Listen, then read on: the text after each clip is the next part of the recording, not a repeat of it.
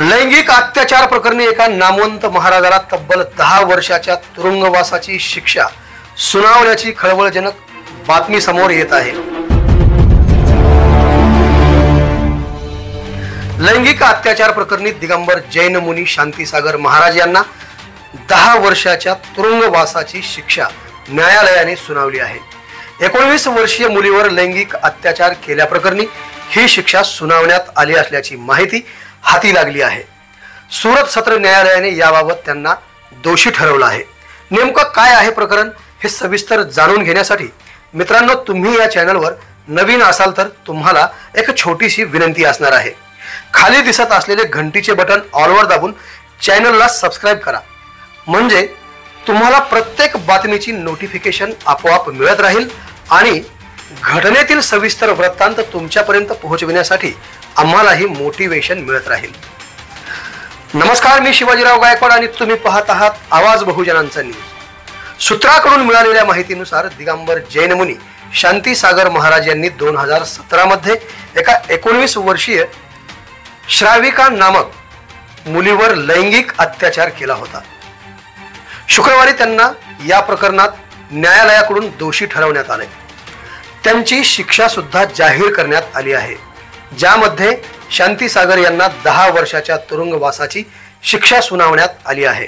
2017 मध्ये जैन मुनी सूरत मधील नानपूर येथील उपाश्रयात राहत होते, म्हणूनच मूळ मध्य प्रदेशातील 19 वर्षाची मुलगी आणि तिचे कुटुंब जे त्यांना आपले गुरु मानत होते, त्यांची शांतीसागरवर खूप श्रद्धा होती। शांतीसागर यांनी त्यांना पूजाविधीच्या बहाण्याने सूरत येथील आश्रमात बोलावले होते।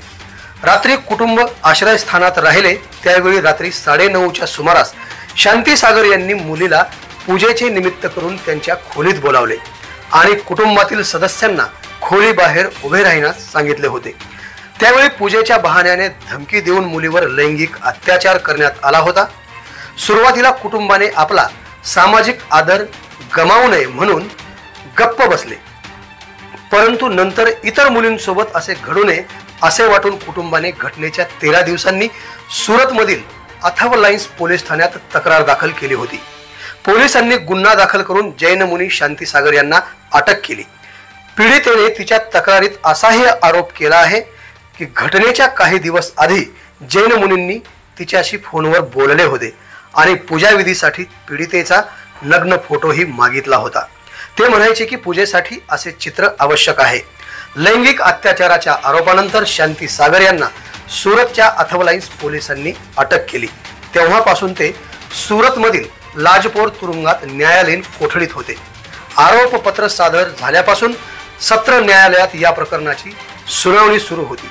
सूरतचे सरकारी वकील नयन सुखाडावाला यांनी दिलेल्या माहितीनुसार फिर्यादी पक्षाने 33 साक्षीदार हजर केले। वैद्यकीय तपासणी आणि फॉरेन्सिक अहवालासह सर्व कागदपत्रे पुरावे सादर करून आरोपीला यशस्वीरित्या सिद्ध करण्यात आले। आज सूरत सत्र न्यायालयाने आरोपी जैन मुनी शांतीसागर यांना 10 वर्षाच्या तुरुंगवासाची शिक्षा सुनावली आहे आणि 25,000 रुपये दंडही ठोठावला आहे। आवाज बहुजनांचा।